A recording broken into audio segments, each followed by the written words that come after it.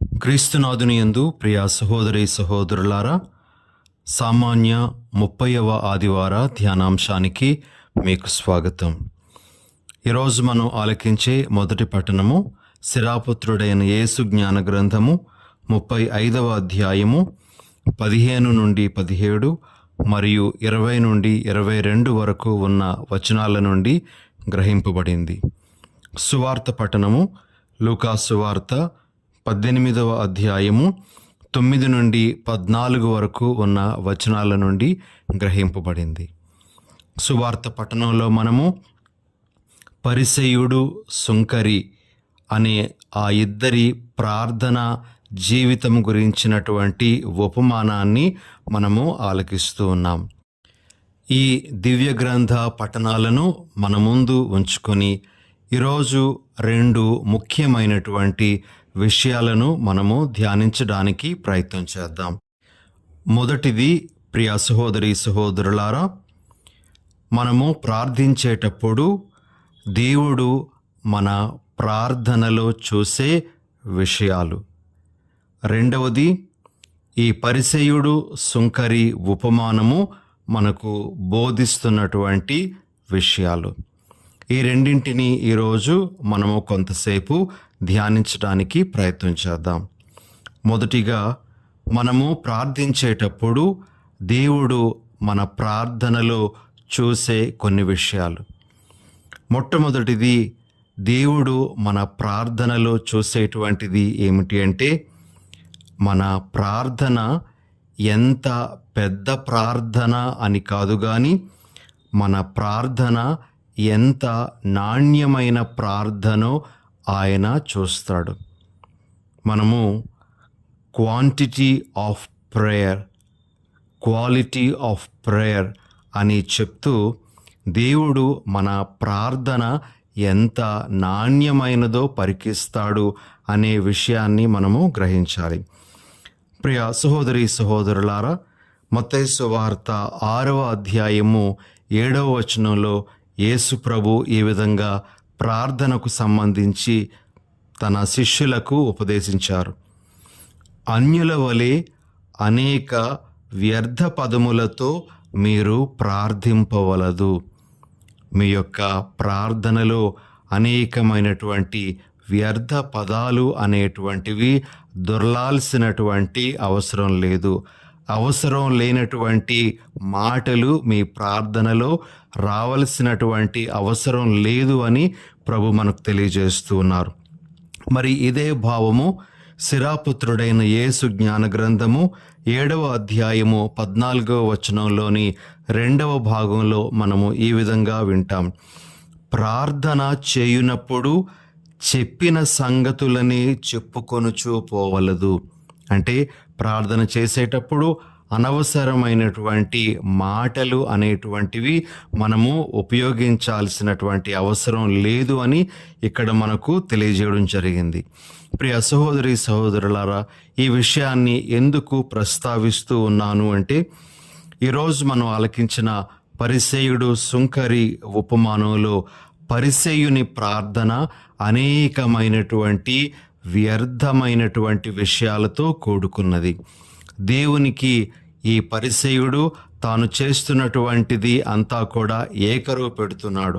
తన యొక్క ఉపవాస జీవితము గురించి కానీ, తాను ఇచ్చేటువంటి ఆ దశమ భాగము గురించి కానీ, ఇలా రకరకాలైనటువంటి విషయాలను అతడు దేవుడి ముందు చెప్తూ ఉన్నాడు.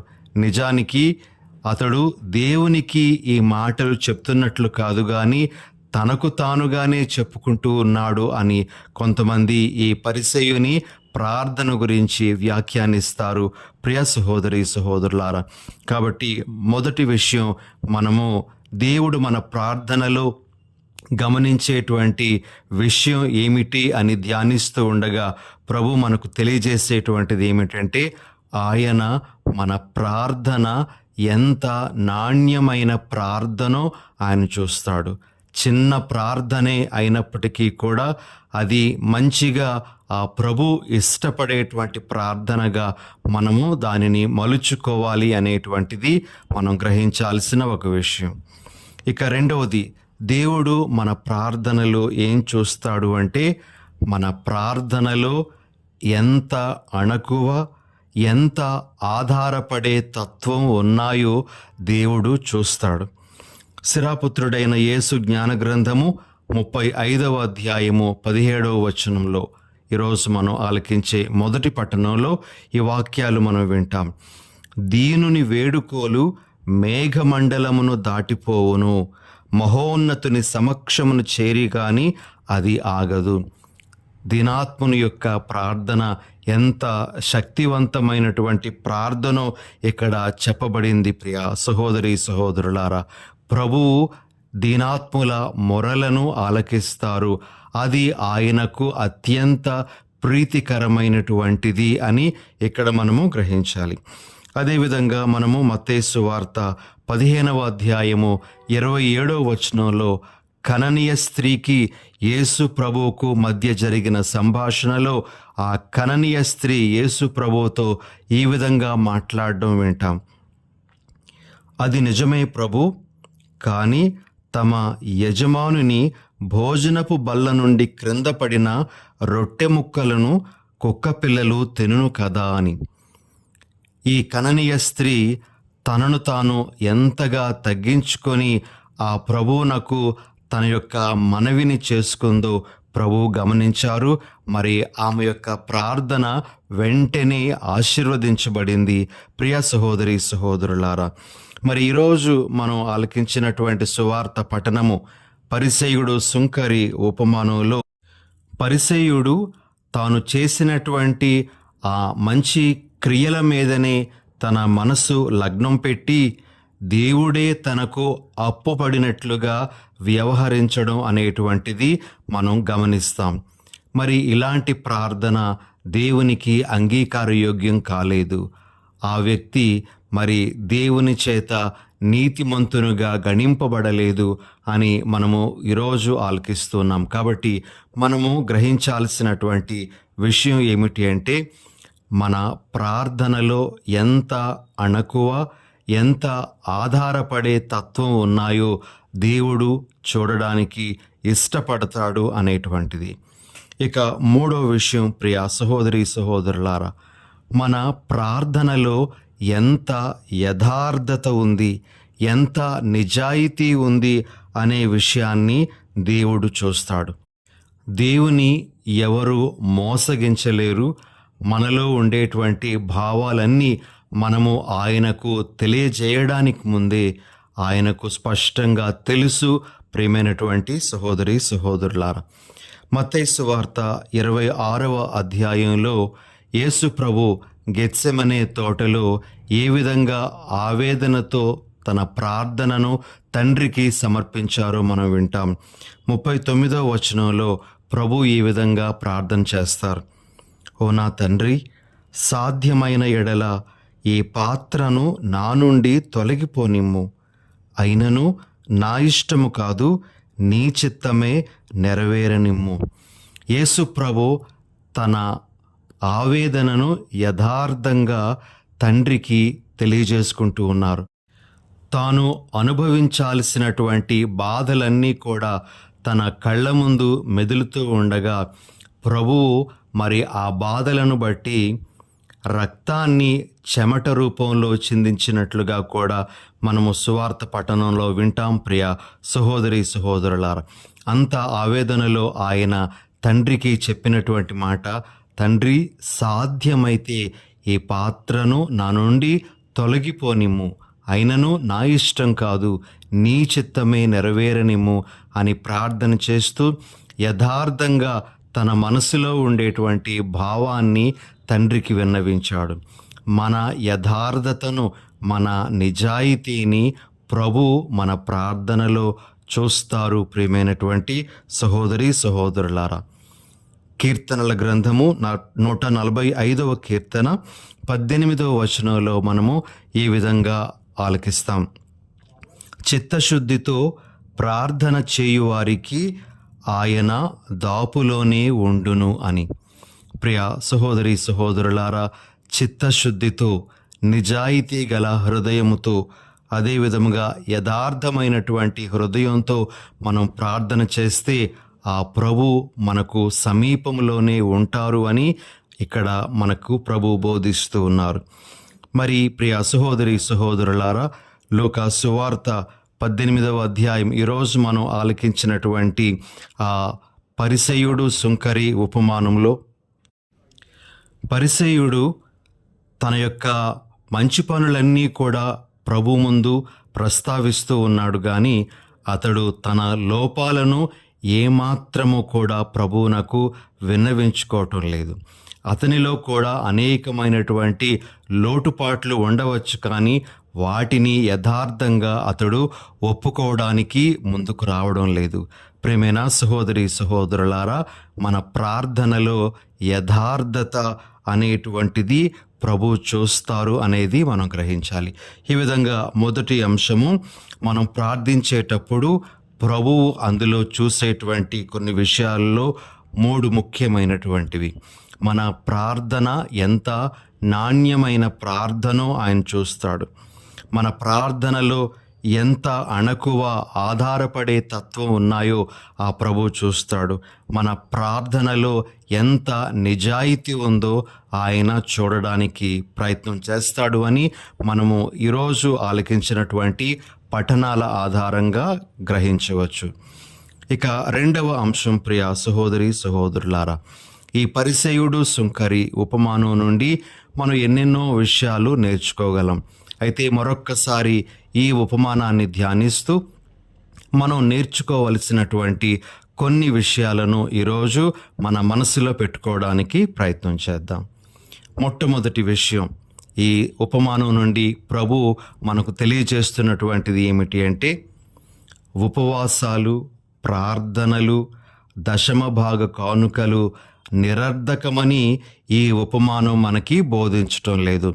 ఇవేవి అవసరం లేదు అని మనకి ఈ ఉపమానం బోధించటం లేదు. అయితే ఈ ఉపమానం మనకు బోధించేటువంటిది ఏమిటంటే, ఇవన్నీ చేస్తూ ఇతరులను చిన్నచూపు చూడడం, ఇతరులను అవమానించడం, హేళన చేయడం, అగౌరవపరచడం అనేటువంటివి సరికాదు అని ప్రభు మనకు బోధిస్తూ ఉన్నారు.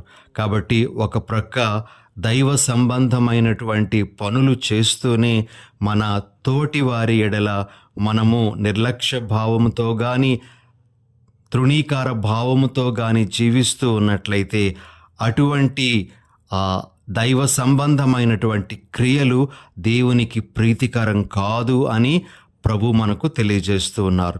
ప్రియ సహోదరి సహోదరులారా, మనము ఆచరించేటువంటి దైవ సంబంధమైనటువంటి క్రియలన్నీ కూడా మన పొరుగు వారిని ప్రేమించే దిశగా అవి మనలను నడిపించాలి అని మనం గ్రహించాలి. ఇది ఒక ముఖ్యమైనటువంటి సందేశం.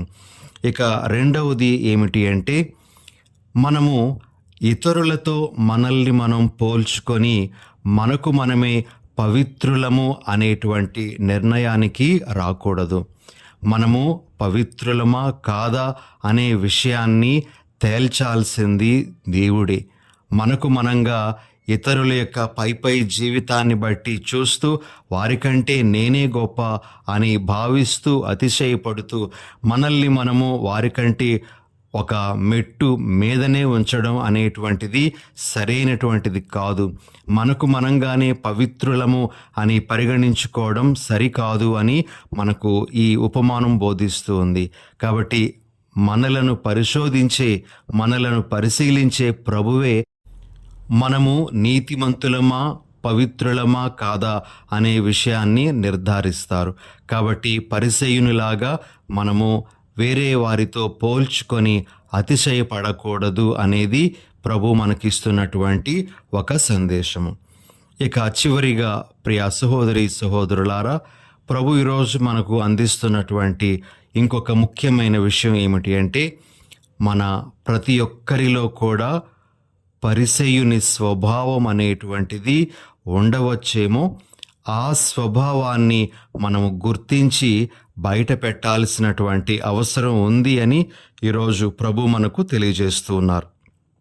ఈ ఉపమానాన్ని మనము ఆలకిస్తూ ఉండగా మనందరిలో ఒక భావం కలగచ్చు. నేను ఆ పరిసయ్యుని లాంటి వాడను కాను అనేటువంటి భావం.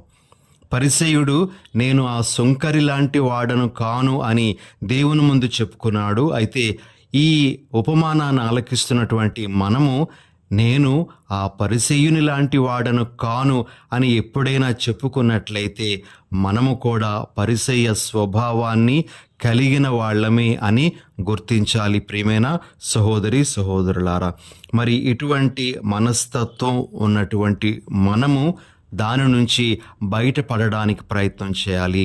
పరిసయ్య మనస్తత్వంతో మనము ఉన్నట్లయితే అది దేవునికి అంగీకారయోగ్యమైనటువంటిది కాదు అనే విషయాన్ని గ్రహించాలి అని ఈరోజు ప్రభు మనకు తెలియజేస్తూ ఉన్నారు. మరి ఈ సందేశాలను మన మనసుల్లో పెట్టుకొని ఈనాటి దివ్య బలిలో పాల్గొని ప్రభు యొక్క ఆశీర్వాదములను పొందడానికి మనము ప్రయత్నం చేద్దాం. ప్రార్థన చేసుకుందాం. పరిశుద్ధుడైన ఓ మా ప్రభువా, మీ పరిశుద్ధ నామానికి స్తుతులు స్తోత్రాలు. ప్రభువా, మేము ప్రార్థన చేసేటప్పుడు మా ప్రార్థనలో మీరు చూసేటువంటి కొన్ని విషయాలను గూర్చి మేము ధ్యానించాం. ప్రభువా, మరి మేము మా ప్రార్థనను ఆధారపడేటువంటి ప్రార్థనగాను, అణకువతో కూడుకున్నటువంటి ప్రార్థనగాను, నాణ్యమైనటువంటి ప్రార్థనగాను, యథార్థమైనటువంటి ప్రార్థనగాను మలుచుకునేటువంటి వరాన్ని మాకు అనుగ్రహించి తద్వారా మీ యొక్క ఎనలేని దీవెనలు మా ప్రార్థనల ద్వారా స్వంతం చేసుకునేటువంటి భాగ్యాన్ని మాకు దయచేయమని మా ప్రభువైన యేసు నామమున అడిగి వేడుచున్నాం తండ్రి. ఆమేన్.